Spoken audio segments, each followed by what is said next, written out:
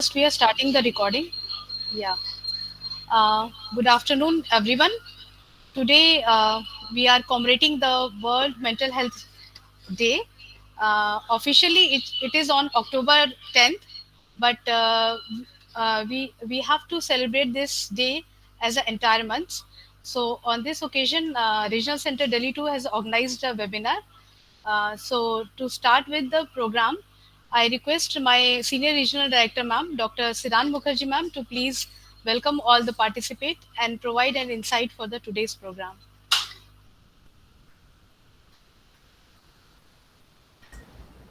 Thank you so much, Rita. Uh, I first of all, good afternoon and namaskar. I am Dr. Siran Mukherjee, and I'm a regional director at RC Delhi 2. And I would like to welcome our chief guest today, Dr. Dinesh Kataria, Professor of Psychiatry, Department of Psychiatry and Drug De-Addiction Center at Lady Harding Medical College and Associated Hospitals, Delhi. Welcome, sir, to this webinar titled Promoting Mental Health and Self Care and Coping Strategies. This topic is very, very important.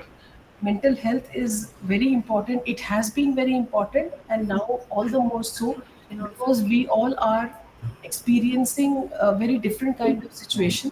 We are we are having health problems. We are having social problems. We are having other lot of other pressures, and which in turn causes some kind of stress. And stress, as we all know, is very, very harmful. So it is very important to keep mental balance. It is very important to keep a very optimistic, positive attitude towards life. And there are a lot of strategies, there are a lot of practices, there are a lot of very simple ways of keeping ourselves mentally healthy. See, physical health or very apparent health problems, we are all aware of it. But we have to be aware and conscious about the health problems which are caused by some kind of mental pressure, some kind of stress. Because I remember the other day I had gone to meet a doctor and general physician, and I was very surprised when the general physician, I told him about some health problems that I'm having, and the general physician was like, he said, "Madam, do you have any stress?" So I just couldn't understand that why is he asking me this question directly. So I said, of course, yes. In a place like a metropolitan that we are living in, and the kind of stress that the kind of pressures that we are living in, uh, be it at home in the family circumstances, be it in the workplace, be it while driving, simple the traffic problems that we are having. So obviously, how can we remain nascent, and how can we be not affected by the surroundings? And obviously, I have a lot of stress. So he said, first thing that you have to do is you have to adopt some interventions to reduce the stress that will improve your mental well-being, and you will feel better, and thus all your other health problems would also get resolved. So we should make conscious effort to remain in a positive attitude. We should make conscious effort to be to try to lead happy and healthy life. And I think, of course, our professor, Dr. Dinesh Kataria, would be able to speak better on this particular topic.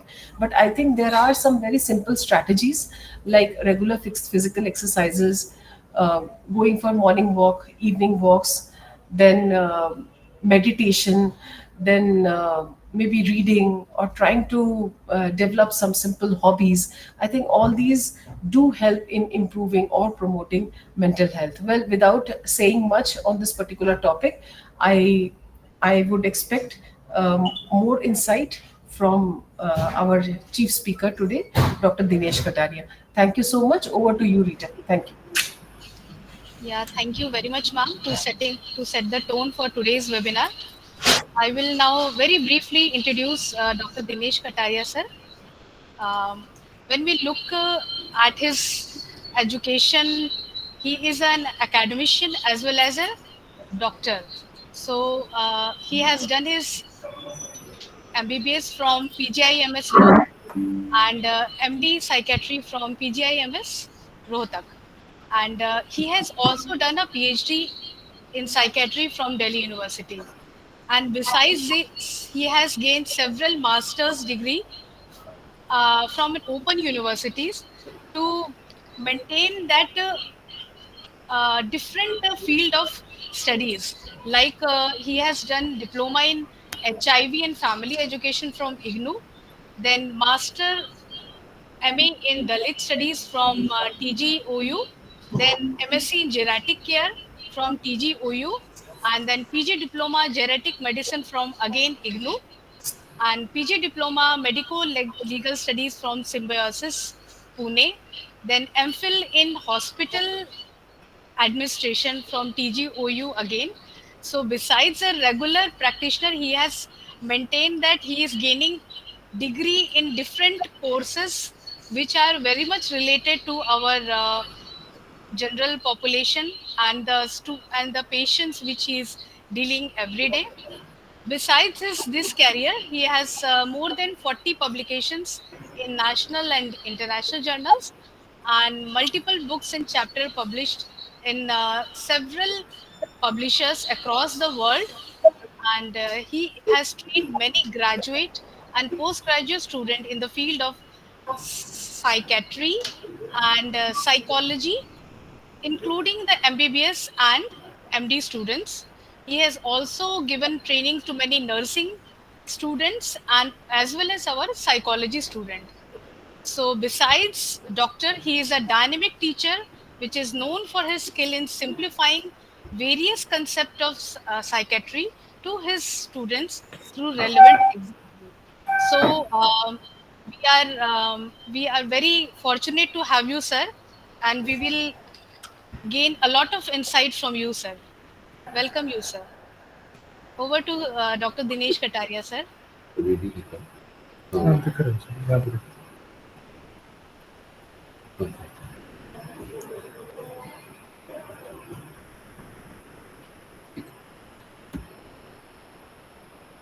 नमस्कार।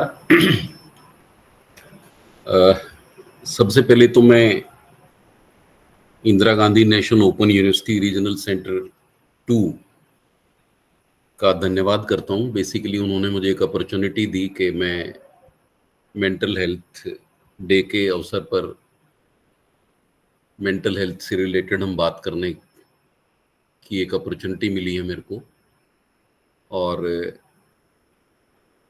मैं इससे जुड़े madam Rita Chauhan, madam regional director and all those who are affiliated with it, सबका धन्यवाद करता हूं।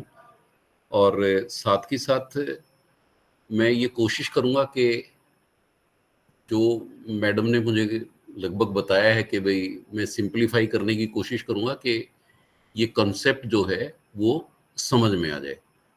और इससे पहले जब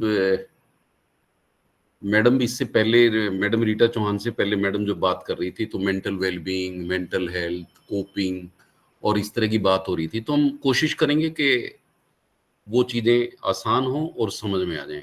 तो मैं टॉपिक के साथ कोशिश करूंगा जस्टिफाई करने की, और आई होप विल स्टार्ट। और अभी तो मैं I just completed my PhD in psychology also from Guru Jambheshwar university, तो साथ के साथ ये भी किया है। अब आगे सोच रहा हूँ कि कुछ और करेंगे। Congratulations, sir. Thank you. और नेक्स्ट, ओके, मैं नॉर्मली अभी ये दिखाने की जरूरत नहीं है। फर्स्ट इससे पहले बिगिन में मैं नॉर्मली जब शुरू करता हूं तो ये पूछ लेता हूं कि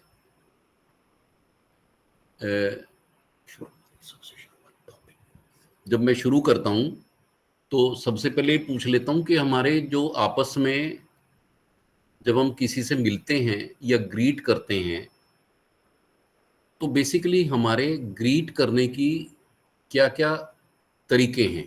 जैसे हम नॉर्मली नमस्ते करते हैं, है ना, अभिवादन के समय करते हैं।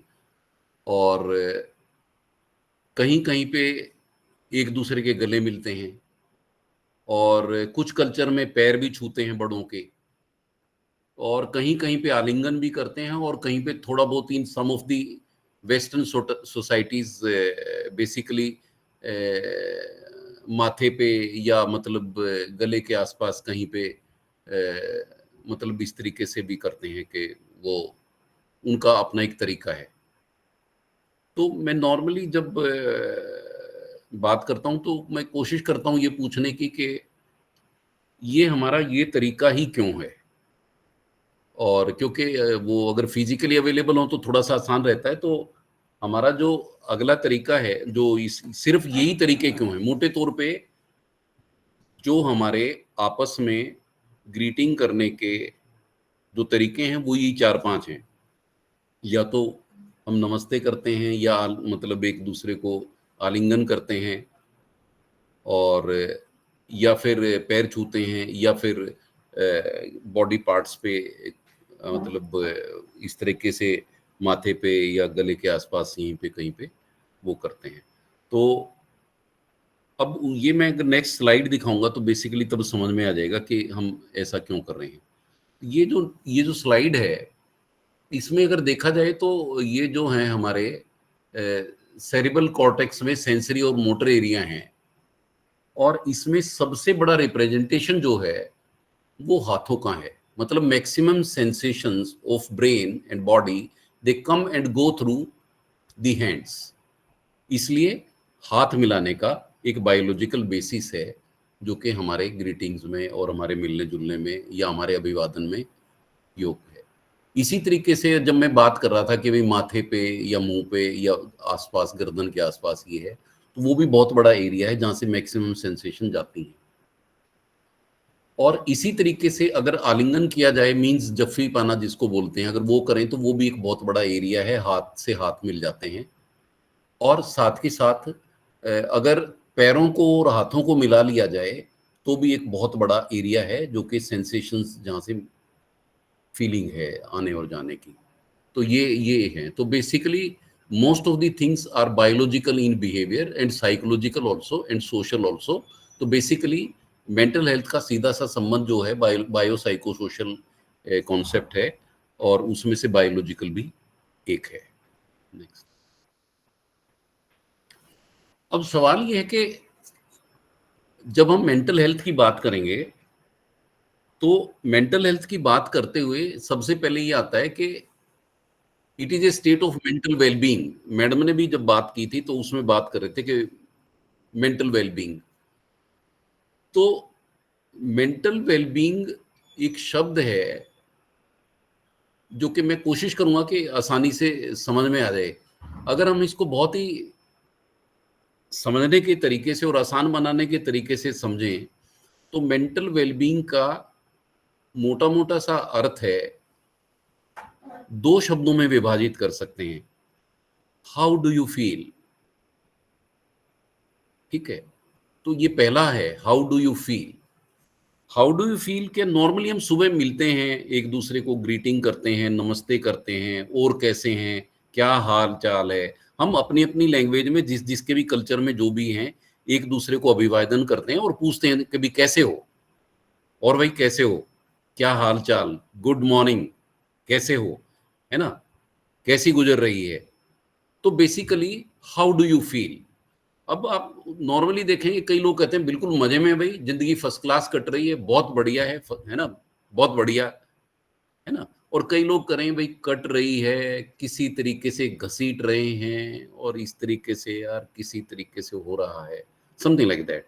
सो how do you feel means that हम एक दूसरे से पूछते हैं कि आप कैसा महसूस करते हैं। और इसका एक दूसरा हिडन मीनिंग भी है कि वेदर लाइफ इज कंटेंटफुल और नॉट, जिंदगी कैसी गुजर रही है। जब हम पूछते हैं तो उसमें एक छुपा हुआ शब्द ये भी है कि how do you feel means जिंदगी गुजर कैसे रही है।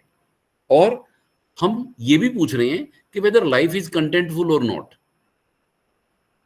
तो आजकल संवाद करना इतना मुश्किल हो गया है, बातचीत होती ही कम है, ठीक है, और व्हाट्सएप और ये इस तरह के जो आ गए हैं इस पे से, तो वो फीलिंग तो नहीं जा रही है। मैं ये कह रहा हूँ कि जब एटलीस्ट हम पूछना, मिलना जुलना और हालचाल पूछना जारी रखें, तो आदि तो मेंटल हेल्थ वाला मुद्दा हल हो गया।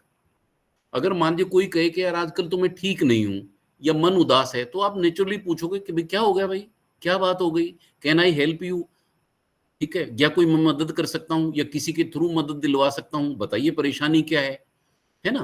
तो ये हाउ डू यू फील है अपने, वो हमें एक अपॉर्चुनिटी प्रोवाइड करता है कि हम एक दूसरे को जाने, एक दूसरे का हाल जाने, एक दूसरे की मनोदशा जाने, उसकी जिंदगी कैसी गुजर रही है या उसकी कंटेंटफुल है या नहीं है, इसके बारे में जाने।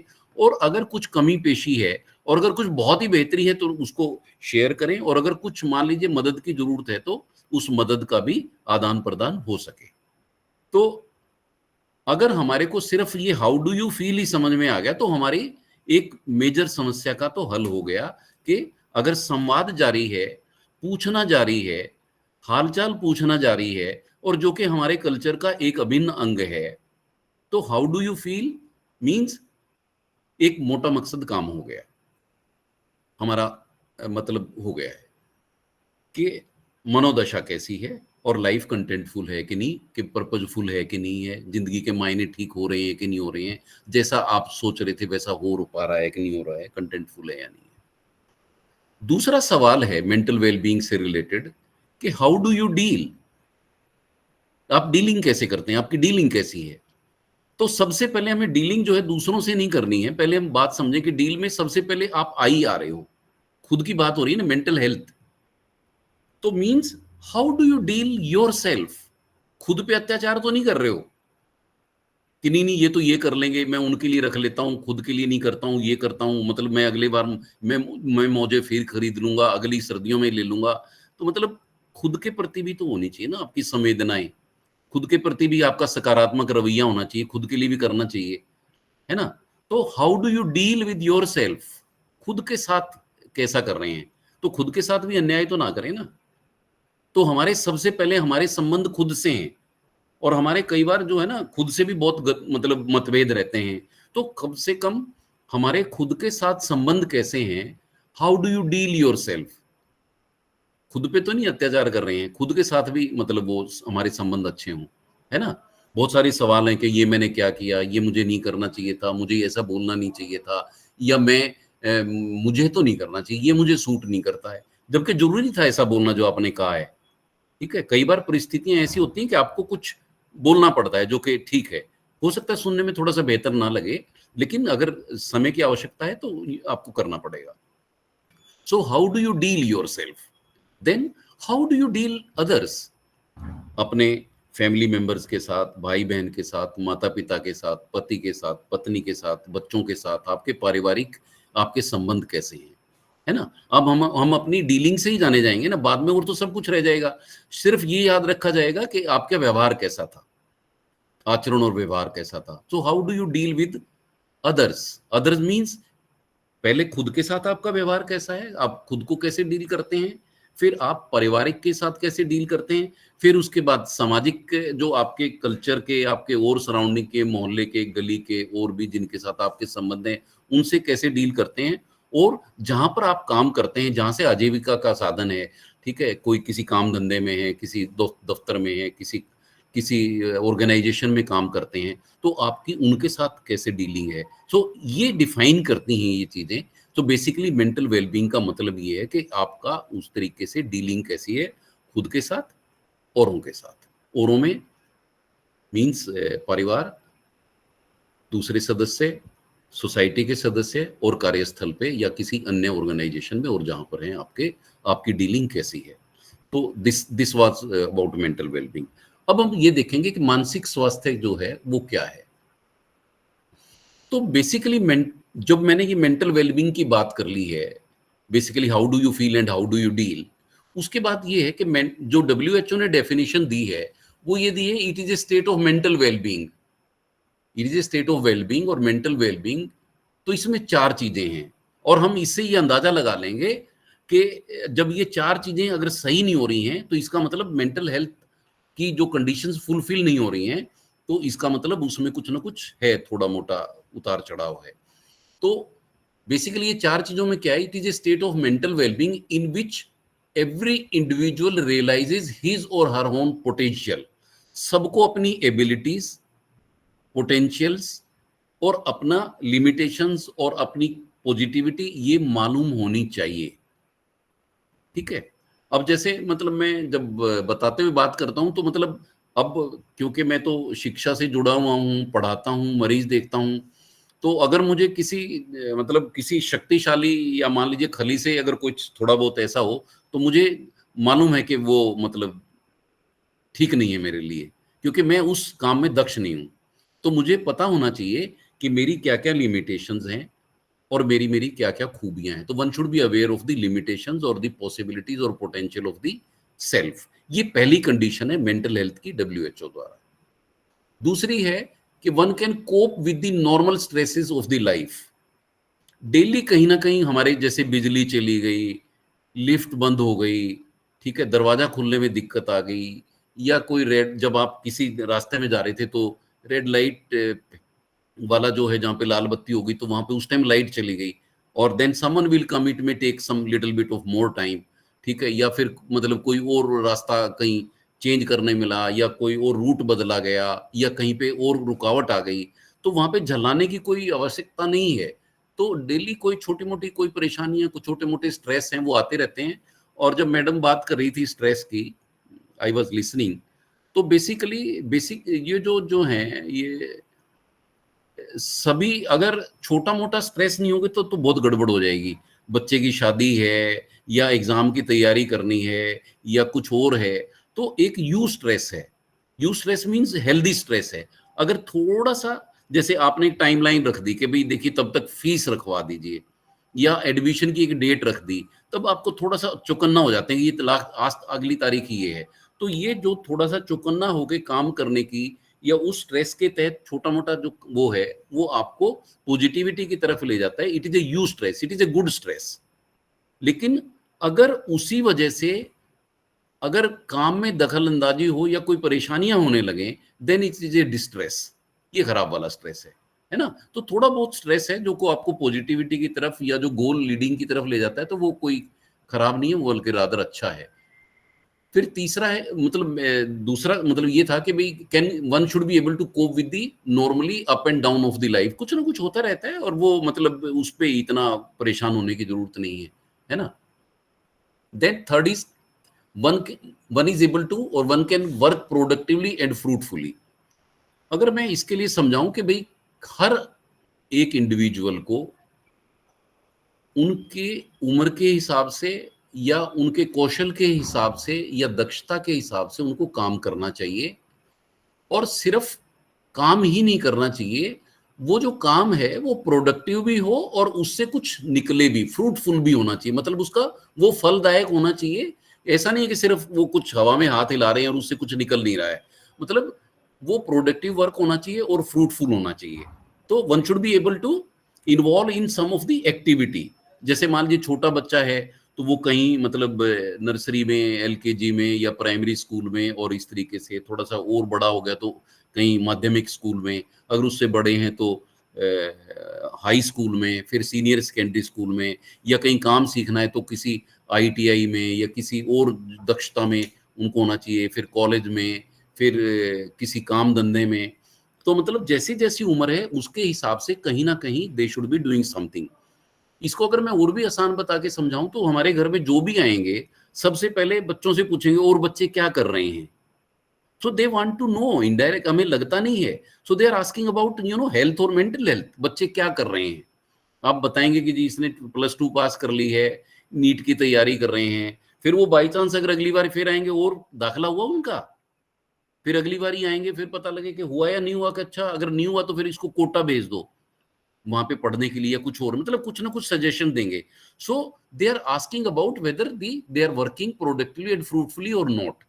तो कई बार बच्चे नमस्ते करने नहीं जाते हैं कि आंटी पूछती वो होते हैं कि आप क्या कर रहे हो, है ना, but they are asking about mental health without knowing कि they are actually asking about mental health. और चौथा जो कंपोनेंट है कि that one is able to make contribution to his or her community, जो बेसिकली जो मनुष्य की जो डेफिनेशन है, man is a social animal.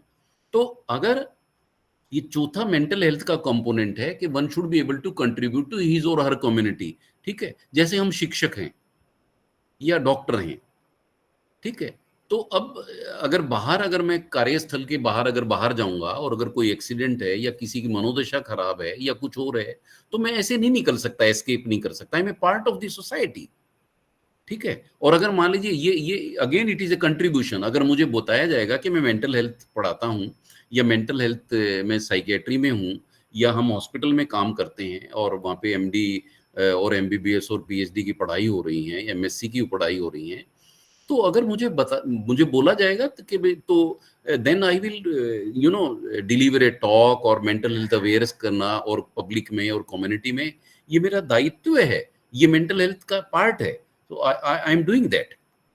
तो आई थिंक ये मेंटल हेल्थ के बारे में बताया। अब हम ये मान लें कि अगर ये वाली चीजें नहीं हैं, तो ये फिर हमारे को सोचना पड़ेगा कि मेंटल हेल्थ थोड़ा सा इम्पेयर है। तो 4 चीजें बताई हैं मैंने कि one should be able to realise his or her own potential, one can cope with the normal stress of the life, can work productively and fruitfully, and is able to make a contribution to his or her community और society. और mental health को एक दूसरे तरीके से भी समझाया जा सकता है कि मेंटल हेल्थ जो है वो इस तरीके से है कि किस तरीके से कोई व्यक्ति सोचता है, महसूस करता है या कार्य करता है जब किसी सिचुएशन से उसका सामना होता है। तो ये भी एक मेंटल हेल्थ ही है कि किस तरीके से पॉजिटिवली वो डील कर पाता है इन चीजों को कि नहीं, है ना, ये मेंटल हेल्थ है। नेक्स्ट। और क्योंकि अब की बार theme workplace and mental health है, ये थोड़ा सा लंबा हो जाएगा, तो अपनी टॉक हम मेंटल हेल्थ तक ही सीमित रखेंगे। It itself is WHO theme, जो अब की बार मेंटल हेल्थ का थीम है। Next.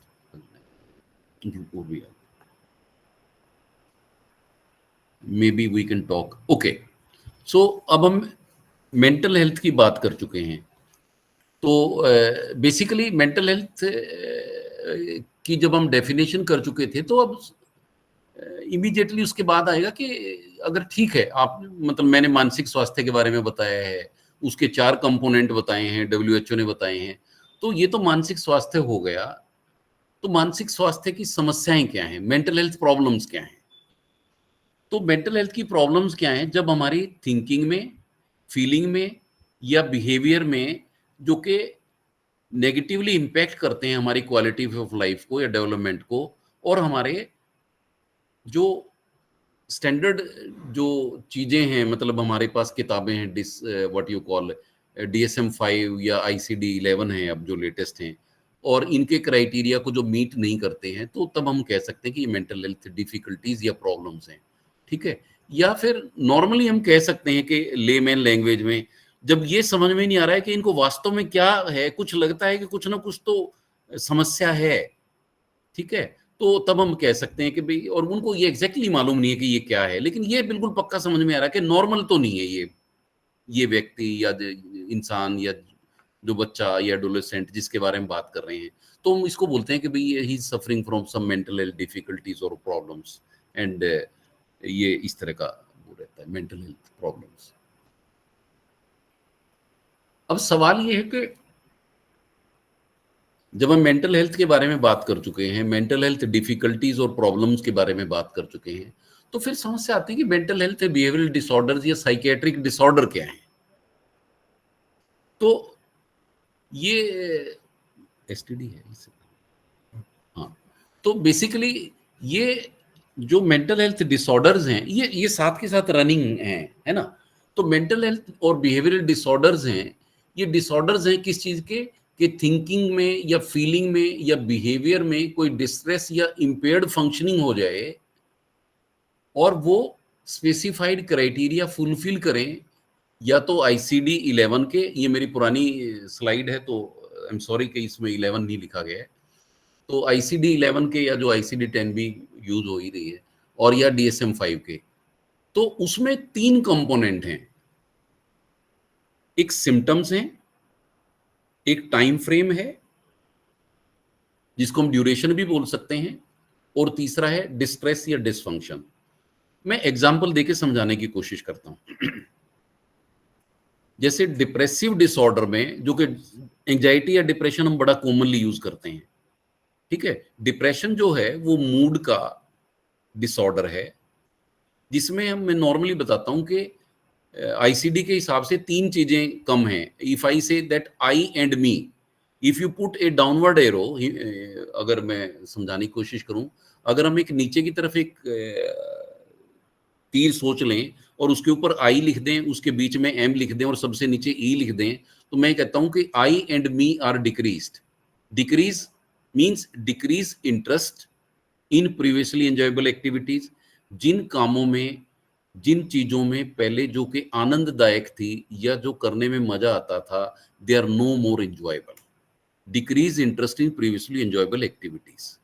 Then another one is um, decrease mood means either sadness of mood or irritability of the mood। या तो मन उदास होगा या बच्चों में या एडोलेसेंट में यूजुअली चिड़चिड़ा होगा कि मन कैसा है, कि मन दुखी है, पहले जैसा प्रफुल्लित नहीं है, उदास है। लेकिन एडोलेसेंट के केस में, बच्चों के केस में यूजुअली उनको उदासी और इस तरह बताना नहीं आता, वो चिड़चिड़े हो जाते हैं, ठीक है। मन उदास है या चिड़चिड़ा है। और ये हो गया मूड। तीसरा हो गया decrease E means decrease energy leading on to easy फैटिगेबिलिटी।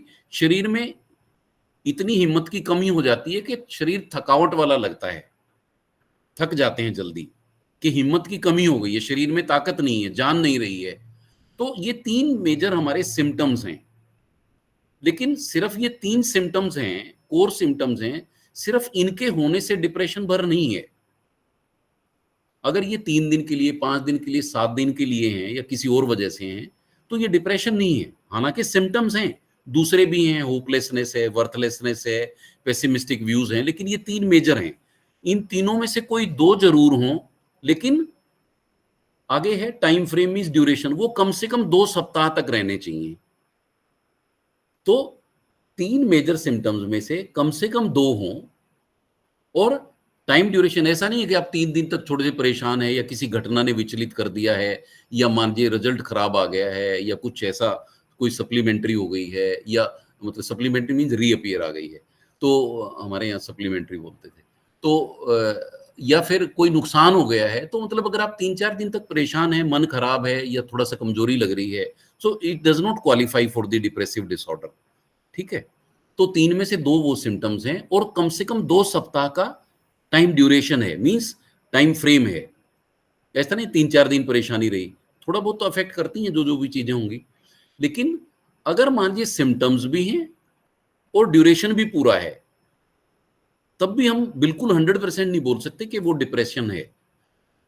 इन दोनों की वजह से अगर वो डिस्ट्रेस फील करते हैं या उनके व्यक्तिगत जीवन में कोई खलल पड़ रहा है, रुकावट आ रही है, तभी ये तीनों चीजें मिला के ये डिसाइड करेंगी कि वो डिप्रेसिव डिसऑर्डर है या नहीं है। So we need to fulfil these 3 things: symptoms, time duration और time frame, and then there should be either, वो उनके व्यक्तिगत जीवन में या तो डिस्ट्रेस हो या डिसफंक्शन हो, हम तभी कहेंगे कि वो एक मेंटल हेल्थ डिसऑर्डर है या साइकियाट्रिक डिसऑर्डर है ना। तो सब ज्यादातर तकलीफों का, ज्यादातर उसका एक टाइम फ्रेम है, ज्यादातर का, है ना। आई होप जो मैं बता पा रहा हूं वो समझाने की कोशिश तो कर रहा हूं मैं। नेक्स्ट, अब इसके बारे में बात नहीं करेंगे। हाँ, अब ये है कि भाई ये जो परेशानियां हैं ये हो कैसे रही हैं। तो इसके जो है ना कारण और निवारण लगभग एक ही हैं। और कारण और निवारण में तो हमारा जो सबसे पहले जो कारक है जो कि हो रही हैं, उसके लिए बायोलॉजिकल है हमारा, एक बायोसाइकोसोशल बेसिकली एक वो है model. Biological means related to the biology, के मतलब कुछ हमारे केमिकल सब्सटेंस है उसमें कुछ गिरावट आ गई है, कुछ के लेवल में ऊंच नीच हो गई है, या मतलब वो जेनेटिक प्रोबेबिलिटीज हैं, है ना। और मतलब अगर ऊपर माता पिता में से किसी एक को है, मामा को है या किसी उसमें है, तो अगर फैमिली में साइकियाट्रिक या मेंटल हेल्थ डिसऑर्डर की हिस्ट्री है, तो बच्चों में या आगे में होने की संभावना प्रतिशत में बढ़ जाती है। ये संभावना है, प्रोबेबिलिटी है, ये पक्का नहीं है। जैसे मान लीजिए कि अगर से कुछ अगर कुछ गाड़ी चलाने में कुछ गड़बड़ हो, तो ये जरूरी नहीं है कि एक्सीडेंट होगा, लेकिन संभावना ज्यादा है। अगर नशा करके गाड़ी चलाएं, ये जरूरी नहीं है कि 100% एक्सीडेंट होगा, लेकिन अगर नशा करके गाड़ी चलाएंगे तो एक्सीडेंट होने की संभावना ज्यादा है, ये संभावना है। तो अगर मानसिक स्वास्थ्य संबंधी डायग्नोसिस या समस्याएं परिवार में हैं, तो उनके आगे आने वाले उसमें होने की कुछ प्रतिशत संभावनाएं ज्यादा हैं, ये बायोलॉजिकल है। इसी तरीके से there are some psychological reasons, जैसे मान लीजिए कि बाल्यकाल में माँ का मतलब ममता से वंचित रह जाना, मदर की डेथ होना, ठीक है, और कुछ और कठिनाइयां आना, ठीक है, ये साइकोलॉजिकल रीजन है। सोशल में जैसे हमने अभी देखा था कि मान लीजिए किसी की नौकरी चली जाए या कोई आरोप लग जाए, कोई सर्कमस्टेंसेस ऐसे हो जाए, तो ये बायो साइको सोशल कारक हैं। अगर ये कारण हैं तो बेसिकली निवारण भी इसी स्लाइड में है। अगर हम मतलब इसको देखेंगे तो कुछ बायोलॉजिकल रीजन मीन्स अगर केमिकल अप एंड डाउन हुए हैं तो उनको अगर कोई केमिकल दवाइयाँ मेडिसिन देके अगर उन कारकों को जो कि केमिकल्स ऊपर नीचे हुए हैं अगर उनके लेवल को अगर ठीक किया जा सके तो ये बायोलॉजिकल थेरेपी हो गई, मेडिसिन थेरेपी हो गई, ये कारण है। Similarly IGNOU is running so many courses, जैसे एमए साइकोलॉजी है, उसमें से क्लिनिकल साइकोलॉजी भी एक स्पेशलाइजेशन है, और अर्लियर एक MSc counselling and family therapy courses हैं, इस तरह के हैं। So there are psychological this thing also. अगर साइकोलॉजिकल विधियों द्वारा, काउंसलिंग द्वारा, साइकोथेरेपी द्वारा अगर इन चीज़ों को, इस डिसऑर्डर में कुछ इम्प्रूवमेंट लाई जा सकती है तो मीन्स वो निवारण है, उसके थ्रू बेहतर हो जाता है। तो माइल्ड टू मॉडरेट वाली जो परेशानियां हैं वो साइकोलॉजिकल थेरेपी से, काउंसलिंग से और बहुत उससे अच्छे मेरे जो सहयोगी दोस्त और जो मित्र हैं, काउंसलर, साइकोलॉजिस्ट, साइकोथेरेपिस्ट, और उनके सहयोग से और या विद ए टीम वर्क चीज़ों को बेहतर किया जा सकता है। इसी तरीके से सोशल स्पोर्ट है, सोशल मिलियू में अगर हम काम करें तो, है ना, और तो उसमें भी वो किया जा सकता है। कोई किसी परेशानी में अगर सामाजिक और उसमें परिवार का, समाज का अगर साथ हो तो उससे निकलने में, उससे जूझने में, उससे पार निकलने में सुविधा रहती है। तो बायोलॉजिकल रीजंस भी हैं, साइकोलॉजिकल भी हैं, सोशल भी हैं, कारण भी वही हैं और निवारण भी उन्हीं से मिलते जुलते हैं। और अब कुछ सवाल पूछे जा सकते हैं, जैसे कि किस तरह के हैं। तो मैं ये कहूँगा कि मानसिक जो तकलीफें हैं, ये जो परेशानियां हैं, अगर समस्याएं तो समाधान भी हैं। तो इनका अगर मतलब अगर ठीक ठाक से समय पे अगर पता लग जाए, डायग्नोसिस हो जाए, मैं हमेशा ये नॉर्मली बोलता हूँ कि भाई ज़्यादा ये जानने की कोशिश करना कि what is the exact diagnosis, है ना।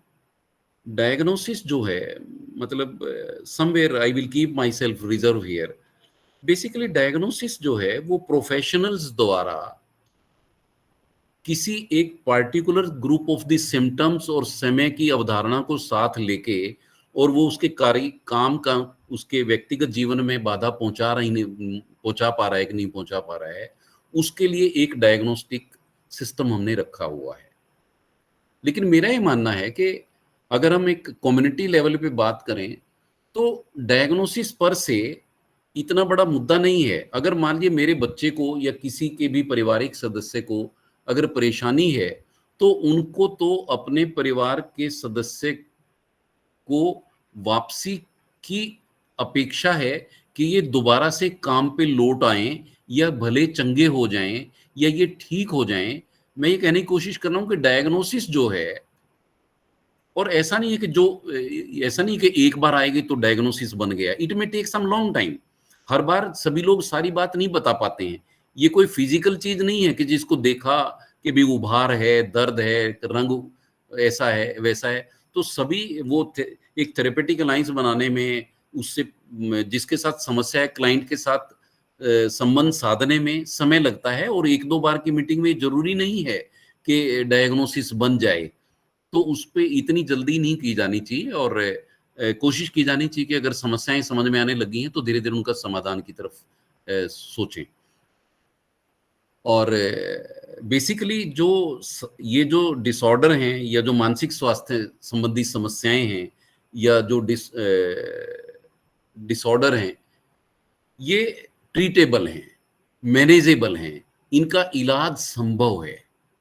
लेकिन जो न्यूरोटिक डिसऑर्डर हैं, उसमें तो जिसको ये परेशानियां हैं, वो तो कह के आ जाते हैं कि भाई हमें ये दिक्कत है, परेशानी कर रहे हैं और कर रहे हैं। लेकिन जो usually some of the psychiatric illnesses हैं, जिसमें साइकोसिस है, उसमें उनको समझ में ही नहीं आ रहा है कि उनके साथ जो हो रहा है वो वास्तविक है या काल्पनिक है। तो वो हर बार वो जरूरी नहीं है कि उनको ऐसा लगे कि वो बीमार हैं।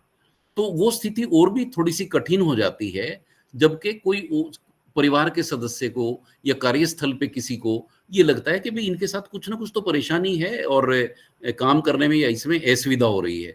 तो हर बार जरूरी नहीं है कि वो आएंगे, उनको लाया भी जाता है। और ये जरूरी नहीं है कि जब इलाज ऑफर किया जाएगा तो वो उससे सहमत होंगे। शायद वो उसके विरुद्ध भी हो जाएं कि भाई आप मेरा नुकसान करने की कोशिश कर रहे हैं और हो रहे हैं। तो इस अवस्था में परिवार की, समाज की, कार्यस्थल के सहकर्मियों की जो है वो भागीदारी ज्यादा बढ़ जाती है, कि जब जिसको परेशानी है उसको खुद ये मालूम नहीं होता है। जैसे उसके लिए मैं दोबारा कभी कभी समझाने की कोशिश करता हूँ। जैसे मान लीजिए खाना खाते हुए मुझे मुंह पे कुछ लग जाए, या मतलब कुछ ऐसा हो, या चश्मे मतलब इधर कुछ ऐसा लगा हो, तो मुझे दिखाई नहीं पड़ता है, मेरा चेहरा मुझे नजर नहीं आता है जब तक मैं शीशे में ना देखूं, या जब तक कोई और मुझे ना बताए कि ये क्या लग गया है। तो इसी तरीके से कई बार जब आप मानसिक परेशानियों से गुजर रहे होते हैं, तो बिल्कुल साफ रूप से नहीं पता होता कि मैं परेशानी ग्रस्त हूं। ठीक है, तो जो हमारे साथ वाले हैं, परिवार वाले हैं, कार्यस्थल वाले जो हमारे कर्मी हैं, या जो सामाजिक व्यवस्थाओं में जो जुड़े हुए लोग हैं, वो बता पाते हैं कि देयर इज समथिंग रॉन्ग, कुछ तो है, दिखा लीजिएगा, किसी की सलाह ले लीजिएगा। और कई बार जब हम पूछते हैं तो उनको बताना भी नहीं आता है जिसके साथ ये परेशानियां हैं। उनको लगता है कि जो हो रहा है शायद ये ठीक ही है, या जिस तरह की उनकी सोच है शायद वो ठीक है। ठीक है, कि कोई मेरे खिलाफ है, कोई मेरा पीछा कर रहा है, या उनको आवाजें सुनाई दे रही हैं, है ना। और या जैसे ओसीडी में है, जैसे ऐसे लगता है बार बार हाथ धो रहे हैं, तो उनको लगता है हाथ धोने में क्या बुराई है। लेकिन वो अगर एक लिमिट तक तो हाथ धोना ठीक है, लेकिन अगर इतने धोए के हाथ भी मतलब वो इस तरह हो जाए जैसे गले गले से, तो फिर तो समस्या है ना, आगे काम करने में दिक्कत आएगी। तो कई बार नहीं पता लगता है। ये भी नहीं बात करेंगे, ओके। अब सवाल ये, जब हम मेंटल हेल्थ की बात कर चुके थे, तो ये वाला मॉडल हमारी किताब नहीं है। मेरी रियली वेरी थैंकफुल कि मैंने ये पढ़ा है, कि जब मैंने एमएससी ने अप्लाइड साइकोलॉजी किया तो उसमें था ये इस तरह का कि साइकोलॉजिकल एबनॉर्मलिटी में ये 4D का मॉडल था। एक ये deviation from the social and cultural norms, के मतलब हर जगह के कल्चर अलग अलग हैं। ठीक है, और अगर मैं समझाने की कोशिश करूं, अगर मान लीजिए कोई कोई पिता जो है वो अपने बच्चों के साथ अभद्रता नहीं कर सकता, अभद्रता है ना, उसका भद्र होना चाहिए उसके साथ, बच्चों के साथ, और वो है। अगर मान लीजिए आपके इमीडिएट जो पारिवारिक सदस्य हैं अभद्रता का व्यवहार करें या खराब व्यवहार करें, तो वो समाज और या ऐसा नहीं कहता है कि ऐसा करना चाहिए, है ना। Mother can not mistreat the child, है ना। इस अगर ऐसा हो तो इसका मतलब कुछ ऐसा मन में आना चाहिए कि भाई कहीं कोई परेशानी तो नहीं है।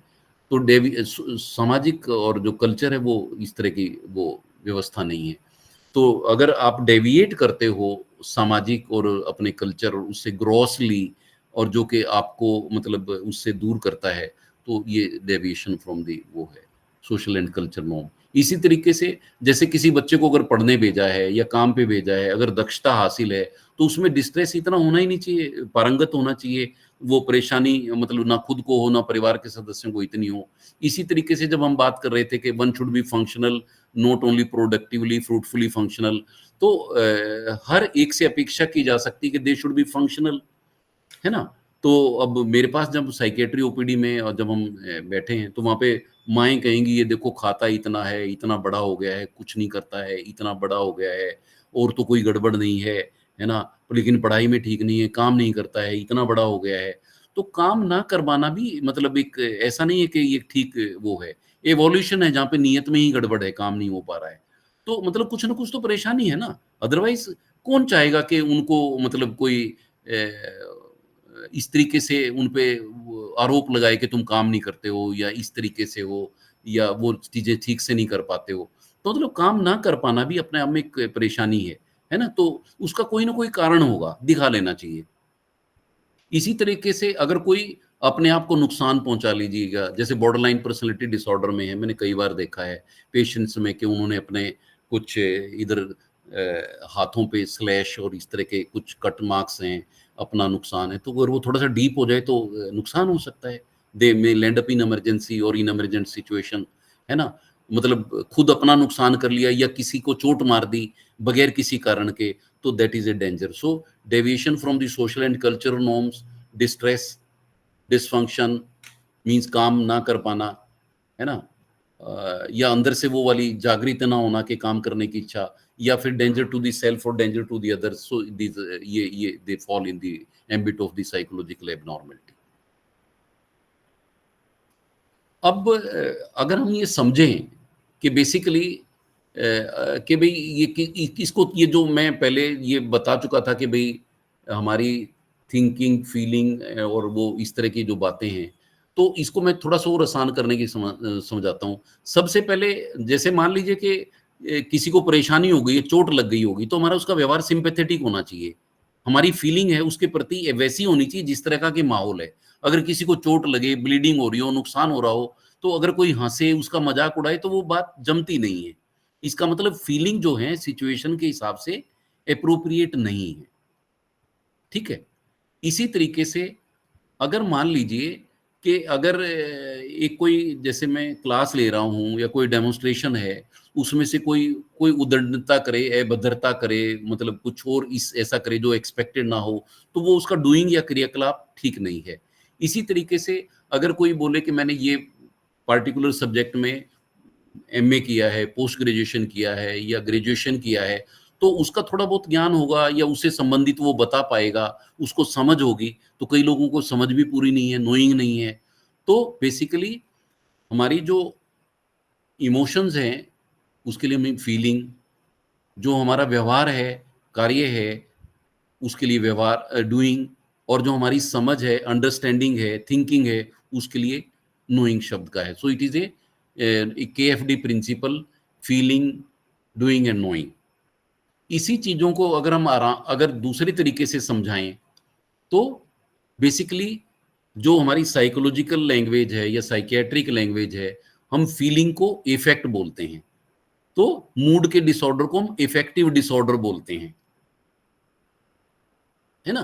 तो फीलिंग को अफेक्ट बोलते हैं, और जो बिहेवियर के डिसऑर्डर को हम कोनेशन बोलते हैं, ये स्पेलिंग ठीक नहीं है, और जो जो हमारी समझ है, अंडरस्टैंडिंग है, उसके लिए थिंकिंग है, उसको हम कोग्निशन बोलते हैं। तो बेसिकली ये एक एबीसी मॉडल है, इफेक्ट, बिहेवियर एंड कोग्निशन का। तो सिचुएशन के हिसाब से अगर हमारे इमोशंस, हमारा व्यवहार और हमारी समझ अगर सही काम नहीं कर रही है, तो इसका मतलब वो अगर सही कर रही है, सकारात्मक कर रही है, तो नॉर्मल मेंटल हेल्थ है, और अगर सही से नहीं कर पा रहे हैं, तो वो थोड़ी सी मेंटल हेल्थ एबनॉर्मलिटी है।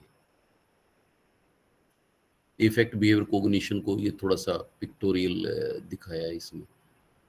और अगर हम डिसऑर्डर की बात करें, आई होप अभी हमारे पास रीटा मैडम लगभग कितना टाइम है, मैं उसी हिसाब से कराऊं। सर वेबिनार के हिसाब से तो 10 मिनट और हैं सर। ठीक है, ठीक है, ठीक है, ओके। तो बेसिकली ये साइकोसिस और न्यूरोसिस की, डिप्रेशन और ओसीडी की मैं बात कर चुका था। इसी तरह जो साइकोसिस है वो थोड़ा सा मुश्किल वाला डिसऑर्डर है, जिसमें कि उनको आवाजें सुनाई पड़ती हैं जो दूसरों को आवाजें सुनाई नहीं पड़ती है, या फिर उनको कुछ इस तरह के फॉल्स फर्म बिलीफ हो जाते हैं कि भी उनका पीछा किया जा रहा है, कोई उनके खिलाफ है, कोई उनके खिलाफ षड्यंत्र रच रहा है ना, इस तरह के कोई डिल्यूजन है, और उनको खुद नहीं पता होता कि वो बीमार हैं कि नहीं है। साइकोसिस की बात कर रहा हूँ मैं। और ये भी समझ में नहीं आता कि इलाज लेने से फर्क पड़ेगा नहीं पड़ेगा, इसको इंसाइट बोलते हैं, है ना, मतलब अंतरावलोकन भी नहीं कर पाते हैं। तो स्किज़ोफ्रेनिया या साइकोसिस इस तरह की तकलीफ है। और बेसिकली साइकोसिस में डिल्यूजन्स एक शब्द है जिसमें कि इस तरह का रहता है कि जब बिलीफ इस तरह के फॉल्स बिलीफ हैं, फर्म बिलीफ हैं, बेस्ड ऑन इनएडिक्वेट ग्राउंड हैं, अनशेकेबल हैं, और वो जो इस तरह के बिलीफ हैं वो फैमिली और सराउंडिंग या कल्चरल कम्युनिटी वाले लोग हैं वो उसमें बिलीव नहीं करते हैं।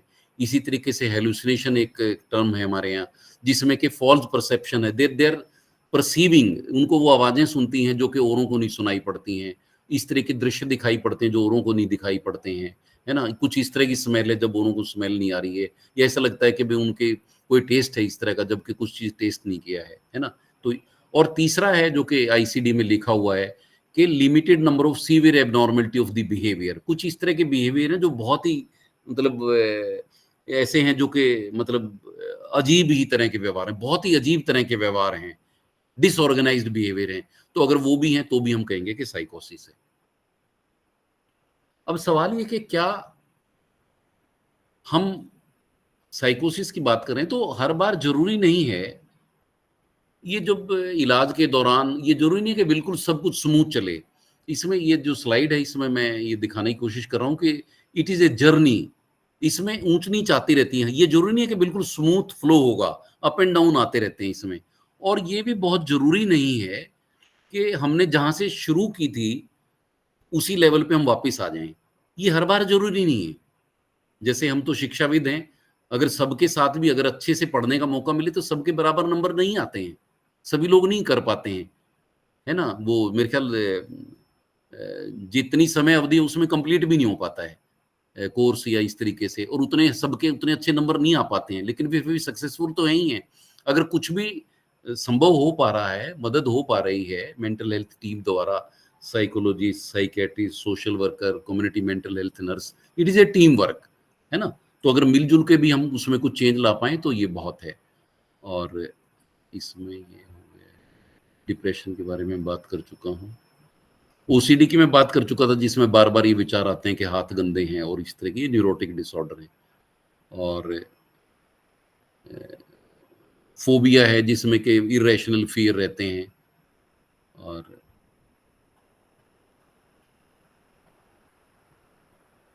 बेसिकली ये इससे बहुत सारी परेशानियां होती हैं। जैसे अगर पेशेंट को अगर दिक्कत है या क्लाइंट के साथ दिक्कत है तो वो दिक्कत जो है फैमिली भी फील करती है। देन फंक्शनल इम्पेयरमेंट है, जैसे हम डिसेबिलिटी के सर्टिफिकेट इशू करते हैं, सभी लोग बेस लाइन अचीव नहीं कर पाते हैं या उतना इम्प्रूवमेंट नहीं आ पाता है, सब में नहीं आ पाता है ना। तो देख, right to person with disability act है, उस आरपीडब्ल्यूडी एक्ट के तहत हम डिसेबिलिटी सर्टिफिकेट इशू करते हैं। फिर मेंटल हेल्थ में एक स्टिग्मा भी बहुत है ना। और जैसे कोई कार्डियक इलनेस है या कोई फिजिकल इलनेस है तो बिल्कुल दिखाई भी पड़ता है और लोग खुल के सामने भी आते हैं। तो पारिवारिक सदस्य या खुद व्यक्तिगत वो जो है जिनको वो है वो इतने खुल के सामने नहीं आते हैं क्योंकि इतनी ओपनली वो नहीं हो रहे हैं, मतलब इसकी एक्सेप्टेंस है। अभी थोड़ी जागरूकता आने लगी है हम बातचीत करने लगे हैं, इस तरह के सेमिनार और इस तरह की डेलिब्रेशन होने लगी हैं, तो ये चीज़ें समझ में आने लगी हैं। और इसमें मेंटल इलनेस के कारण जैसे मेनिया में है, उसमें थोड़ा सा डिसइनिबिटेड बिहेवियर हो जाता है, तो maybe they may start taking excessive alcohol use और means they may drive at a higher speed than whatever is not expected, और कई बार तो इसके परिणाम डेथ तक भी चले जाते हैं। तो मेंटल इलनेस के कॉन्सिक्वेंसेस इस तरह के रहते हैं। तो हम कब समझे कि भाई इस तरह की समस्याएं आ गई हैं? इस तरीके से समझना चाहिए जब पारिवारिक रिश्तों में कुछ गड़बड़ होने लगे, पढ़ाई के ग्रेड गिरने लगे, काम के जहाँ पे काम कार्य का स्थल है वहाँ पे मतलब वर्क प्रोडक्शन गिरने लगे, या वो उसके साथ कोप ना कर पाए, और जिससे कि नौकरी छूट जाए, या कुछ इस तरह के कोई जैसे तेज गति से वाहन चला दिया, या अपने आप को डिप्रेशन के कारण अपने आप को नुकसान पहुंचा लिया, है ना, और या ये सोच के इलाज नहीं करवाया कि लोग क्या कहेंगे या समाज क्या कहेगा, या बीमारी को छिपाने से तो बढ़ती है।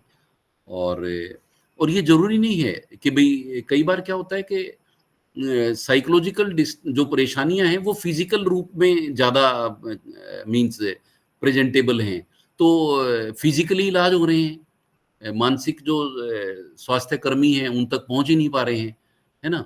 तो इस तरीके से, तो अगर हम इससे ये जो सकारात्मक प्रयास है कि जब बहुत सारी ऑर्गेनाइजेशन मतलब लाइक जैसे अब ये जो इग्नू के थ्रू ये जो पहल है कि जब मानसिक स्वास्थ्य पे चर्चा हो रही है, ये भी एक सकारात्मक वो है स्टिग्मा को कम करने के लिए।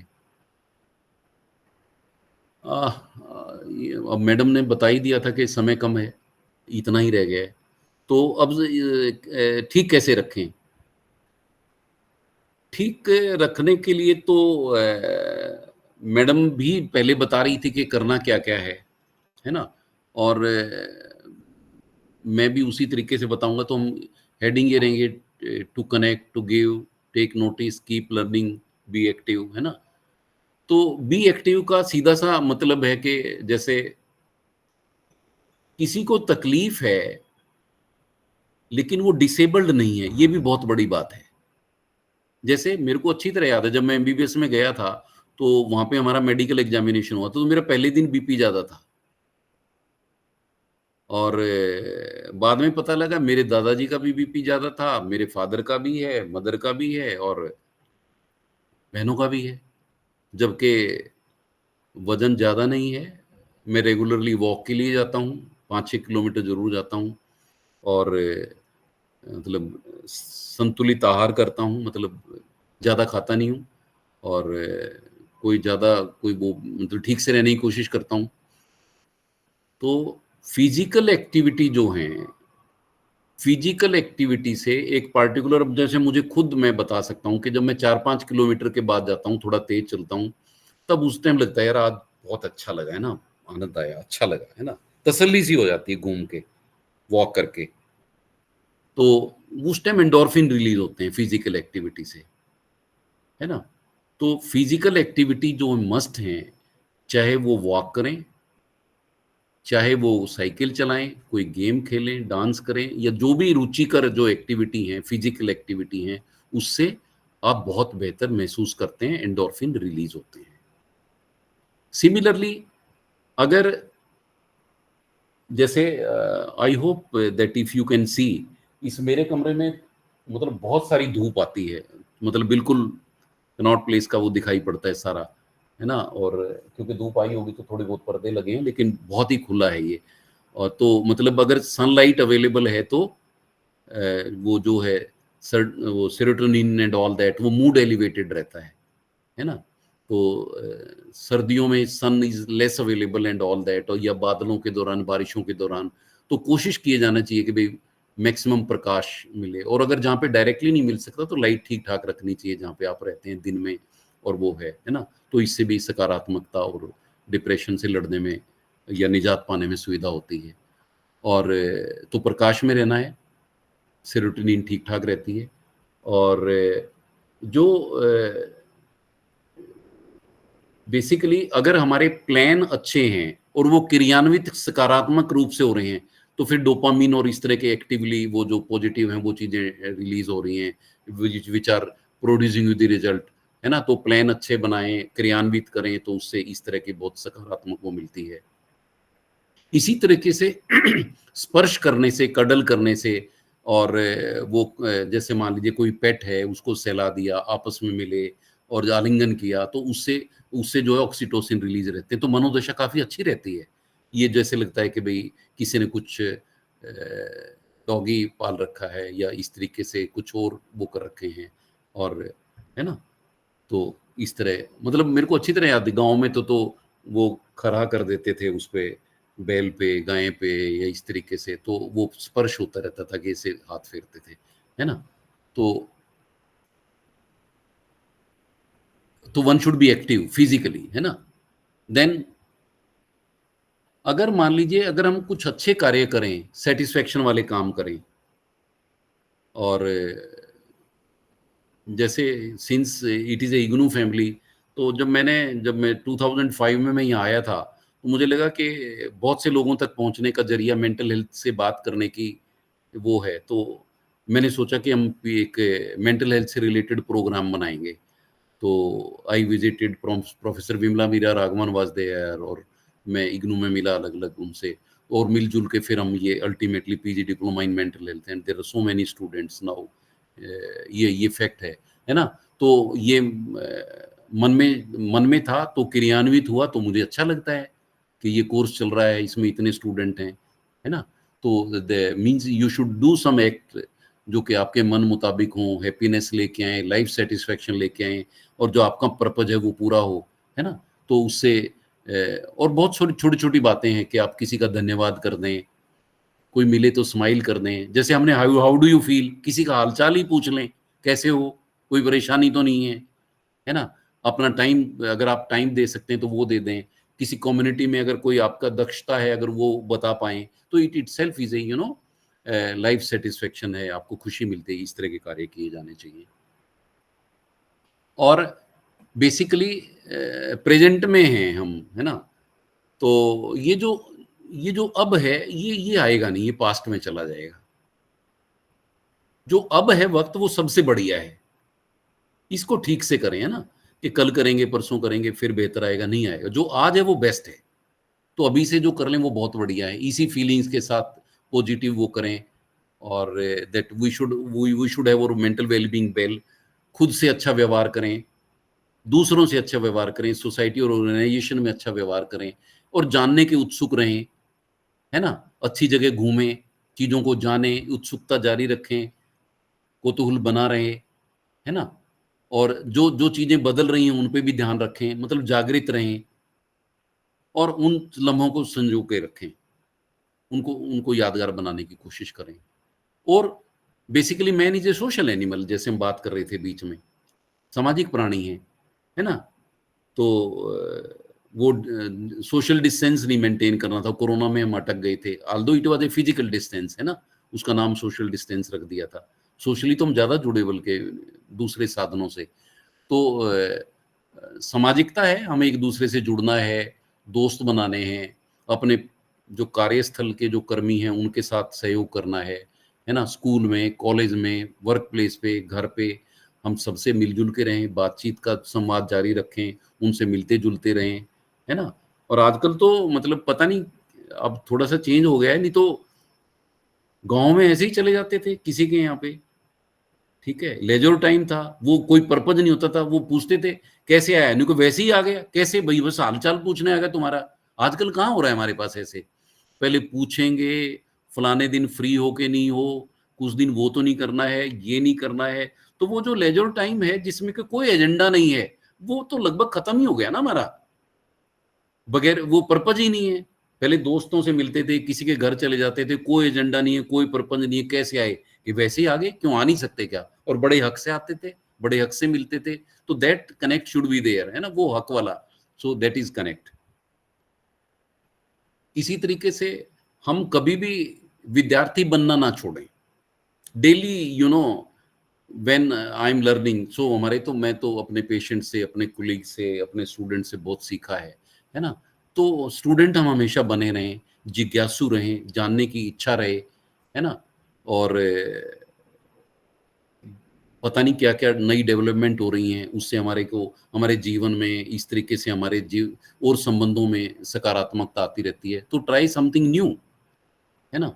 और अपने इंटरेस्ट, जैसे मैं वो पुराने वो रेडियो, एक बार रेडियो लेके आया तो वो पुराने गाने सुनने मुझे पसंद है, तो वो अपना इंटरेस्ट ठीक ठाक रखा, है ना। और मैडम ने बताया कि मैंने कोर्स वोर्स ठीक कर रखे हैं। अभी भी जैसे ही मेरी पीएचडी सबमिट हुई है तो मेरे को अब ये लग रहा है कि अगला कौन सा करे, तो मैंने प्लान कर रखा है एमए इन बुद्धिस्ट स्टडीज करूँगा मैं, मेरे मन में है ना। वो यूनिवर्सिटी भी डिसाइड कर ली है, तो जैसे ही रिजल्ट आ जाएगा तो मैं वो करूँगा, sign up that another course और anything which you there in mind. और जो डिफरेंट रिस्पॉन्सिबिलिटी है उनको ग्लैडली लें, लोगों से सीखें, और अगर नहीं किया है तो सीख लें, उसमें क्या दिक्कत है। ये अब मोबाइल फ़ोन है, ये जो इंटरनेट है और इसमें ये है, तो इन बच्चों की, मेरे को स्टूडेंट की, मेरे सहयोगियों की, जूनियर कुलीग की सहायता लेनी पड़ती है, लेकिन धीरे-धीरे मुझे भी पता लग रहा है कि कैसे-कैसे करना है। तो I M in that learning stage, है ना। तो अगली बारी नहीं हर बार ज़रूरत पड़ती है, तो जानने की उत्सुक रहें। और कोई भी चीज़ है, जैसे मैं कभी-कभी लिखता भी हूँ, और भी इस तरह है, तो जिसको भी जो खाना बनाना पसंद है, म्यूज़िक पसंद है, और है कोई ना कोई हॉबीज़ में, उससे सीखने में कोई वो नहीं है, अच्छा है बल्कि मानसिक स्वास्थ्य के लिए। तो ये चीज़ें जारी रखें। और मुझे लगता है कि आसान शब्दों में ये पर्पज़ था कि मैं ये बता पाया कि बेसिकली मेंटल वेलबींग क्या है। मेंटल वेलबींग सीधा सा था कि how do you feel and how do you dealing with whether life is contentful और नॉट, और आपकी खुद के साथ संबंध कैसे हैं, दूसरों के साथ कैसे हैं। फिर हमने मेंटल हेल्थ की बात की कि मेंटल हेल्थ में चार चीजें थी कि भाई आपको, one should be aware of the capabilities of the self, abilities of the self, one should be able to adjust with the daily stress of the life, one should be productive and fruitfully functional, and there should be community participation. फिर हमने 4D का model के बारे में बात की, हमने psychological abnormality की बात करी, मेंटल हेल्थ डिफिकल्टीज और एबनॉर्मलिटीज की बात की। फिर उसके बाद हमने साइकोसिस के बारे में थोड़ा सा जाना, और फिर न्यूरोसिस के बारे में बात की, साइकेट्रिक डिसऑर्डर और मेंटल हेल्थ डिसऑर्डर क्या है उनके बारे में बात की, और ट्रीटमेंट संभव है, और वो मेंटल हेल्थ टीम के सदस्य द्वारा, हमारे फैमिली मेंबर्स द्वारा। और जरूरी नहीं कि ये चीज़ें हमें खुद पहचानी जाएं, अगर कोई और भी बता दे तो हमारे को थोड़ा सा सावधान हो जाना चाहिए, और हालचाल पूछते रहें, ठीक है। ये हमने बात की, और ये ट्रीटेबल हैं, मैनेजेबल हैं, और जिस जो जो नहीं आगे आला आ पा रहा है, तो हमारी ये कोशिश रहनी चाहिए कि हम उनको समाज की मुख्य धारा में शामिल करने के लिए, अगर जहाँ पर भी ट्रीटमेंट की सुविधाएं या इस तरह की ज़रूरतें तो वहाँ जाएं। फिर हमने बात की कि फिजिकल एक्टिविटीज़ ठीक रहनी चाहिए, और नए दोस्त बनाएं, लोगों से मिले जुलें, और चीज़ें सीखते रहें, और सोशलाइजेशन करते रहें। तो ये these are all the things that will lead us, or they will push us toward the good mental health of the self, family and society. और अगर इनके साथ, इस सब के साथ मैं आप सबका धन्यवाद करता हूं। अगर फिर भी अगर कोई सवाल हैं तो I am there to answer. Thank you. Over to madam Rita. अगर सवाल हैं तो आपके पास डायरेक्ट है तो पूछ सकते हैं, अगर नहीं तो कुलीग्स के पास हैं तो आप उनके थ्रू पूछवा सकते हैं। Thank you very much sir. अभी किसी पार्टिसिपेंट्स का कोई क्वेश्चन है तो पूछ सकते हैं।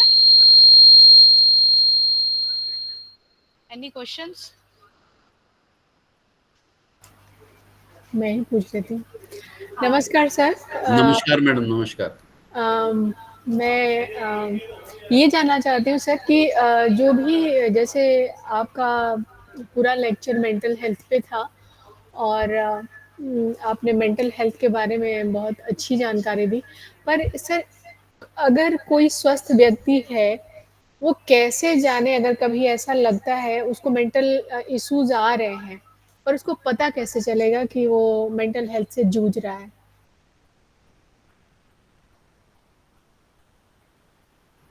एक स्लाइड थी, एक बार दिखाना, वो पीछे गए थे, when you suspect that there is a mental this thing, काफी पीछे थी।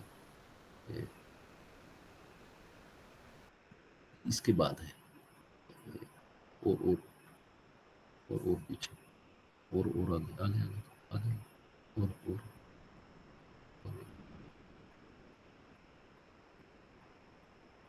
ये था कि अगर मान लीजिए कि अगर आपके कार्यस्थल पे या स्कूल में या जहां पर भी है, अगर कार्य क्षमता में कमी आ जाए,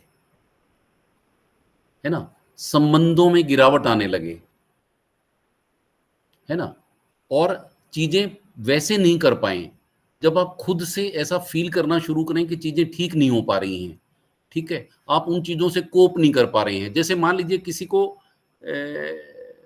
किसी को टीवी देखना पसंद था, ठीक है, या घर का काम करना पसंद था, या बागवानी में रुचि थी, अब वो चीजें रुचिकर नहीं रही हैं, ठीक है, पहले बहुत इंटरेस्ट था, वो चीजें इंटरेस्ट नहीं रही हैं।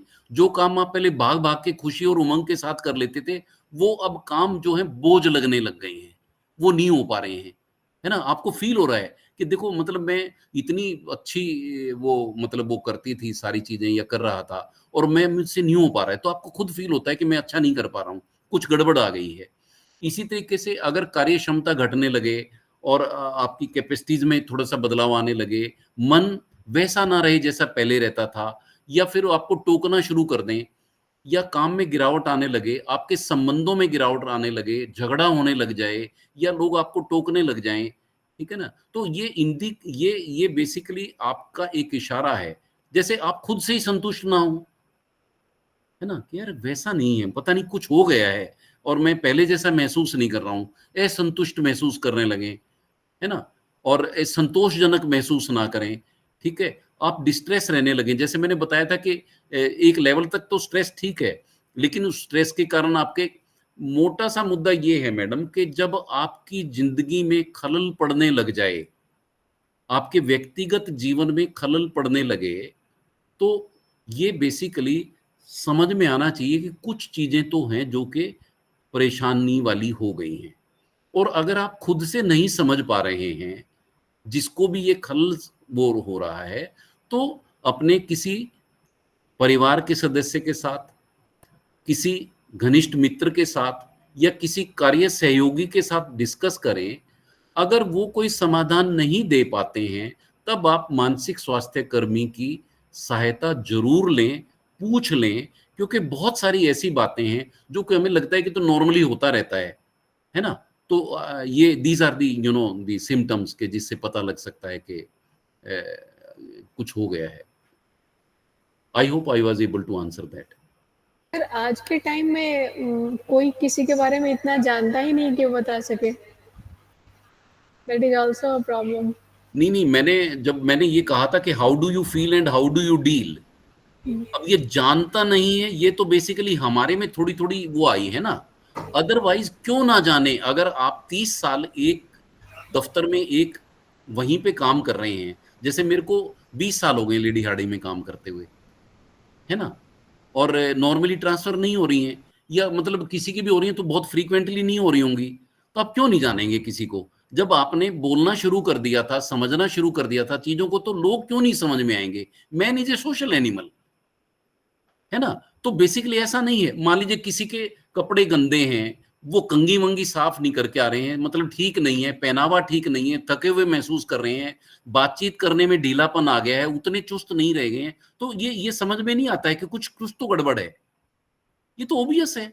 और फिर हम we are social this thing ना, पूछते तो है ना लोग, और जी कैसा हालचाल है, तो वो अपने आप में इंगित करता है, वो कह देंगे जी आजकल तो ठीक नहीं चल रहा है, परेशानी है, कुछ और है, तो आप ये तो पूछ सकते हैं क्या हो गया भाई, इतना तो है ना हमारा, इतने एटलीस्ट कुछ वर्किंग रिलेशन तो है ना। अगर हम डायरेक्टली कुछ नहीं कर पाएंगे तो जिनके साथ थोड़ी सी ठीक बनते हैं उनको बता देंगे देखो भाई इनके साथ आजकल कुछ परेशानी रह रही है, आप बात कर लीजिए। तो हम अपनी अपनी छोटी छोटी जो भी हमारे इससे जिम्मेवारी आती है तो वो करें, उससे बन जाएगा काम। ये how do you feel and how do you deal, इसलिए तो मेंटल वेलबींग से शुरू किया था हमने, जिसका मैडम ने शुरू में इशारा किया था। तो ऐसा नहीं है कि भाई संबंध नहीं है। हम बेसिकली देखो, अगर आपको ना, मैं आपको छोटी सी बात बताता हूँ। पहले जब हम गांव में रहते थे तो आंगन की जो वो थे ना मुंडेर, छोटी छोटी होती थी, एक दूसरे के घरों में लांग जाते थे और एक दूसरे के घर में क्या पकता है क्या बनता है तो वो सबको पता रहता था, उनके यहाँ ये बना है, उनके वहां वो बना है, उनके यहाँ ये गेस्ट आए हैं। आई hope I am telling very very frankly and openly, सबका पता था जब हम छोटी जगह पे रह रहे थे। अब हम जैसे ही क्या हुआ है कि अब फ्लैट सिस्टम हो गया है, सबके कमरे अलग अलग हो गए हैं, सबके घर बंद हैं, सबके घर डोल बेल लगी है, किसके घर क्या पक रहा है बिल्कुल नहीं मालूम है, और सबने मोबाइल लॉक कर रखे हैं। तो पहले हम खुले थे, खुले मींस तब इतनी समस्याएं नहीं थी। तो एक सामाजिक व्यवस्था के बदलते बदलते हमने खुद को भी बंद कर लिया है, सबके मोबाइल पे लॉक है। बच्चे भी कहते हैं कि मम्मी आप जो है ना कमरा नॉक करके आया करो, और आप भी कोशिश करते हो कि हम करके जाएं, है ना। तो हमने खुद ही, मतलब ऐसा क्या हो रहा है भाई, बच्चे अगर पढ़ाई वाले तो पढ़ ही रहे होंगे। मैं ये नहीं कर रहा हूं कि उनकी वो मतलब इंडिपेंडेंस नहीं है या प्राइवेसी नहीं है, मतलब somewhere in between I am talking like that. तो हमने खुद को ही संकुचित और बंद कर लिया है। पहले हम बहुत खुले थे, हमारी सामाजिक व्यवस्था ऐसी थी, अब हमने अपने आप को बंद कर लिया है। ठीक है, सबके कमरे अलग, कैबिन अलग, सबका वो अलग, फोन अलग, मोबाइल अलग, लैपटॉप में भी ताले लगे हुए हैं, सबके अपने अपने वो क्या बोलते हैं कोड या क्या ऐसे, है ना, वो कर लिया है, पासवर्ड। सो ये सही बता रहा है हमारा बच्चा कि पासवर्ड है ना। तो किसी को घुसने का मौका दे ही नहीं रहे हम, हमने व्यवस्था ऐसी कर ली है। अदरवाइज यही तो हम कह रहे हैं कि बी एक्टिव, बी सोशल, है ना। कितनी बार है, मैंने तो बिल्कुल 100% कर रखा है कि मेरे जो मैट्रिक के दोस्त हैं, +2 वाले दोस्त हैं, एमबीबीएस के टाइम के दोस्त हैं, निकल पड़ता हूं अगर मान लीजिए अगर कहीं एग्जाम लेने जाना है या किसी साइड में कोई इंटरव्यू लेने जाना है, तो जो जो रास्ते में उनसे मिलता जरूर जाऊंगा, है ना। और वो जो भी उनको छोटे मोटे जुर्माने करने हैं या जो भी करना है, मतलब पहले से बता के चलता हूँ कि भाई मैं आ रहा हूँ। अब उनके पास इफ बट किंतु परंतु का कोई वो नहीं छोड़ता हूँ। हमारे दोस्त हैं भाई, हमने इतने साल साथ गुजारे हैं, कैसे कर सकते हैं। मिलिए, जबरदस्ती मिलिए, आपके वो संवाद रहेंगे, अच्छी बात है, जानिए एक दूसरे को। अभी जैसे मैं बता रहा हूँ, मेरे फादर 86 हैं, है ना, और रिटायर्ड हैं। अब उनके साथ के लोग ज्यादा नहीं रहे हैं, फिर अब किससे मिलेंगे, अपने दोस्त तो उनके रहे नहीं अब। तो अब जब हैं तो मिलना जुलना जारी रखें, एक समय आएगा कि नहीं रहेंगे, फिर बाद में बस मन में ही रह जाएगा, आपसे हमको बिछड़े हुए एक जमाना बीत गया, वो तब तक बिछुड़ जाएंगे। तो मिलना जुलना जारी रखें, संवाद जारी रखें। I think that was the purpose of this talk. अगर नहीं है तो अभी भी शुरू कर दें। वो भी बहुत सारे दोस्त हैं जिनसे हमने दुआ सलाम नहीं की, बहुत सारे जानने वाले हैं, हमारा मतलब गार्ड है, चौकीदार है, जिनसे हम बात ही नहीं करते, ऐसे करते हैं तो इंसान ही ना, हमारी जिंदगी में उनकी वजह से आसानी है, जो सहूलियतें हैं, है ना।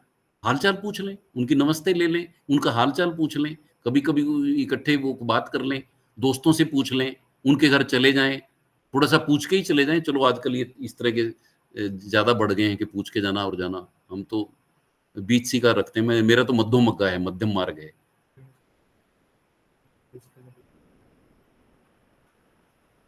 तो ये किया जा सकता है, मिलना जुलना जारी रखें madam. Any other question? Good afternoon sir. नमस्कार सर, एक पेशेंट है, वो स्कूल टीचर है, तो क्या क्या वो जो डिमेंशिया उसका डाउट है, उसका डिमेंशिया हुआ है, मतलब भूलने का आदत है उनका, डाउट है, इसलिए हाँ। उसका प्रमोशन हुआ था, असिस्टेंट टीचर वो छोड़ दिया, वो बोले नहीं ये मैं असिस्टेंट हेडमास्टर। आप थोड़ा सा आराम से बोलें, आपकी बात समझ में नहीं आ रही है। हाँ, असिस्टेंट हेड मास्टर का उसका प्रमोशन हुआ है असिस्टेंट टीचर से, ठीक है ना। ठीक है। तो उन्होंने वो छोड़ दिया, बोला जब मुझसे नहीं हो गया, मैं तो टैलेंटेड पहले था, लेकिन अभी मैं भूल जाता हूँ, मेरा भूलने का आदत है, ऐसा है। तो इसलिए उन्होंने असिस्टेंट हेडमास्टर का वो जो पोस्ट है, डेजिग्नेशन है, वो नहीं लिया। तो अभी टीचर है, मतलब टीचिंग कर रहा है असिस्टेंट टीचर की तरह। एज कितनी है, उम्र कितनी है? 55। तो क्या हुआ है सर, उन्होंने अभी मेंटल इलनेस के हिसाब से वो चल रहा है, मतलब मेडिसिन ले रहा है, लेकिन उन्होंने फिर होम्योपैथिक ट्रीटमेंट भी कर रहा है, तो ऐसा है। देखिए, जो आपने बताया है उससे दो तरह की संभावनाएं हैं। नॉर्मली डिमेंशिया का अगर हम जो सामाजिक और उसमें जो वो है, उसको कहते हैं कि भाई सठिया गया है ना, 60 के आसपास या सठिया, है ना, इस तरीके हाँ। से है। तो 50 पे इट में be little bit that pre senile dementia का एक हो सकता है कि अर्ली एज पे हो गया हो, लेकिन नॉर्मली जब मन खराब होता है, डिप्रेशन होती है, तो बेसिकली आपको अपनी चीजों पे फोकस करना, कंसंट्रेट करना वो कम हो जाता है। Focus is decrease, concentration is decrease. अगर आपने कोई चीज संभाल के नहीं रखी है तो आप उसको, वो मिलेगी कहाँ, ये भी मुश्किल हो जाता है। तो ये अगर डिप्रेशन के कारण फॉरगेटफुलनेस है, उसको हम सूडो डिमेंशिया कहते हैं। सूडो मीन झूठा वाला, सही वाला डिमेंशिया नहीं है। और जैसे ही डिप्रेशन ठीक हो जाएगी तो वो फॉरगेटफुलनेस है, सो कॉल्ड, जिसका नाम हमने सूडो डिमेंशिया भी रखा है, वो ठीक हो जाती है। और एक है कि जब उम्र के चलने के कारण, बड़ी उम्र होने के कारण, जैसे कि त्वचा में झुर्रियां पड़ने लगती हैं, इसी तरीके से दिमाग भी छोटा या घिसने लगता है, तो उसको हम डिमेंशिया बोलते हैं। तो उसके लिए न्यूरोलॉजिस्ट की या साइकेट्रिस्ट के पास जाके दिखाया जा सकता है, और वो सिंपली उसका पता लग जाता है। एक मिनी मेंटल स्टेटस एग्जामिनेशन है, स्कोर से पता लग जाता है, तो कोई बहुत बड़ा मुद्दा नहीं है, और उनको चीजों को ठीक करने का प्रयास किया जा सकता है। तो I think that help can be taken. May be it is A pseudo dementia, depression के कारण टेम्परेरली ऐसा फील होता हो कि भूलने लग गए हैं, या फिर हो सकता है it is A beginning of dementia. तो आई थिंक दैट वो उसका वो जो है उपचार लिया जा सकता है, वो तो देखने पर ही पता लगेगा। सर तो क्या हुआ है, उनका जो कॉलिग है और जो वाइफ है और फैमिली देखिए मेंबर सर, है। एक minute, it is A not a OPD going on. फिर भी मैं समझ रहा हूं कि भाई इट इज एन अपॉर्चुनिटी। अगर मान लीजिए ठीक पेपर के साथ, ठीक हिस्ट्री के साथ, अगर पेशेंट्स के साथ देखा जाए, so we are working 6 days a week, और मेरे ही डिपार्टमेंट में, मेरे ही फ्लोर पे न्यूरोलॉजी भी साथ है, हमारे साथ ही साइकेट्री के साथ। So if they are here, you can ask them to come here, और we will be able to see it. ये तो ये बहुत लंबा हो जाएगा इस तरीके से। ओके सर, तो कॉलिग और फैमिली मेंबर बोल रहा है ना, उनका तो कोई प्रॉब्लम नहीं है, भूलने का कोई आदत नहीं है, सब तो मुझे काम। लगता है कि एक बार अस्पताल में आके दिखा लेना चाहिए, मेरा जवाब ये है। सर उनका ट्रीटमेंट चल रहा है, साइकियाट्रिस्ट के अंडर में वो ट्रीटमेंट चल रहा है, तो उन्होंने एक काम कर रहा है, वो होम्योपैथी ट्रीटमेंट भी ले रहा है, दोनों दो ट्रीटमेंट ले रहा है, एलोपैथिक एंड होम्योपैथिक। तो ये दो देखिए, ट्रीटमेंट। होम्योपैथी के बारे में तो मुझे ज्यादा नहीं मालूम, I am not the expert of homeopathy, लेकिन मैं फिर भी ये कह रहा हूँ कि अगर आपने ये बात बताई है, तो मैं एक्सपर्ट होने के नाते बहुत सारी हिस्ट्री और बहुत सारी चीजें जानना चाहूंगा, रिपोर्ट्स देखना चाहूंगा, तो वो एक बार आके दिखा लें, वो ज्यादा बेहतर है, instead of when we are discussing about that disease on a platform like this. Sir neurologist ने बोला वो सब ठीक है, उनका कोई बीमारी नहीं है, वो डिमेंशिया भूलने का कोई बीमारी नहीं है, तो वो अगर सेकेंडरी ओपिनियन लेनी है तो आके हमारे पास दिखा लें सेकेंड ओपिनियन के लिए। ठीक है सर। ठीक, thank you. Okay madam, any other question? Sir और कोई क्वेश्चन तो नहीं लग रहा है sir. Now we will come, we are already, हम लोग अपने टाइम से बहुत ज्यादा आगे आ चुके हैं। लेकिन मैंने तो लगभग समय पे खत्म करने की कोशिश की है। हाँ। प्लीज डू नॉट पास मत ऑन। नहीं नहीं नहीं सर। ठीक है, सो कार्यक्रम के समाप्ति में मैं मेरी जो साथी हैं डॉक्टर शाइनी दुग्गल, उनसे आग्रह करती हूँ कि आज का वो formal vote of thanks propose करें। Doctor Shiny Duggal please. Thank you, Dr. Rita. Namaskar. It is my pleasant duty to propose a vote of thanks for today's webinar on a very relevant theme, that is promoting mental health, self-care, and coping strategies. We are really very grateful to Professor Kacharya sir for having spared time and discussing one of the most vital issues of the contemporary world, that is mental health. While discussing the issue, the pertinent questions of the day-to-day life, like how do you feel and how do you deal with yourself and with others eventually. Quite simply covering the entire spectrum of mental health, right from the definition to the reasons and the risk factor and to diagnosis and even to the remedy. Thank you, sir, for taking real life experiences or dealing with the mental health issues. We are hopeful that participants, after attending this workshop, will be dealing with the issue of mental health more closely and will be taking very good care of their mental health and the people around them too. We are very thankful to our Senior Regional Director, Dr. Siddharth Mukherjee ma'am, for providing the constant and dynamic leadership for organizing all such activities for the benefit of learners as well as for the staff and the society at large. She rightly set the tone of the webinar with her inaugural address. Thank you, ma'am. I would like to place on record the efforts made by Dr. Rita Chauhan for planning and successfully organizing this webinar. Thanks is also extended to all the officers and the staff members of Rigma Center Delhi 2 for contributing as organizer or maybe as a participant. Let us, but not the least, we are very thankful to our participants who took time out for actively participating in this webinar and raising the queries, which is beneficial for all of us and the participants as well. A heartfelt thanks to all those who have contributed directly and indirectly for the successful conduct of this webinar. Namaskar and wish you a very healthy mental being. Be active, have a good day. Thank you. Thank you all. Sir, Divakar sir, I would especially like to thank you on behalf of the regional center.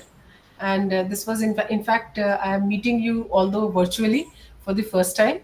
But it was indeed an opportunity to listen to you. And let me tell you, your lecture was really enlightening and very practical based. Thank you so much, sir.